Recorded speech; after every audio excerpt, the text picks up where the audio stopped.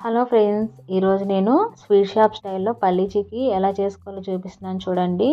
ఎక్కడ స్కిప్ చేయకుండా చూడండి, చాలా బాగుంటుంది. ఫస్ట్ అయితే 1.5 కప్పు వరకు పల్లీలు తీసుకున్నాను, 1 కప్పు వరకు జాగరి బెల్లం తీసుకున్నానండి, ఇలాచీ పౌడర్ కూడా తీసుకున్నాను, సాల్ట్ తీసుకున్నాను. ఒక 20 నిమిషాల పాటు లో ఫ్లేమ్లోనే ఫ్రై చేసుకోవాలండి, పొట్టు అంతా ఊడే వరకు. తర్వాత ఇలా 2 బద్దలుగా అయితే మొత్తం పొట్టు అంతా తీసేసుకొని పక్కన పెట్టేసుకున్నాను. ఇప్పుడు బెల్లం 1 కప్పు తీసుకొని వాటర్ కూడా వేసుకోకుండా బెల్లం పాకం అయితే తీసుకోవాలండి. తర్వాత ఒక ప్లేట్కి కొంచెం గీ అప్లై చేసుకొని ఈ బెల్లం పాకంలోనే బేకింగ్ పౌడర్ వేసుకొని సాల్ట్ కూడా, ఇలాచీ పౌడర్ కూడా వేసుకొని ఇలా బెల్లం పాకం చెక్ చేసుకోవాలి. బెల్లం పాకం ఎలా రావాలో చూపిస్తున్నాను చూడండి.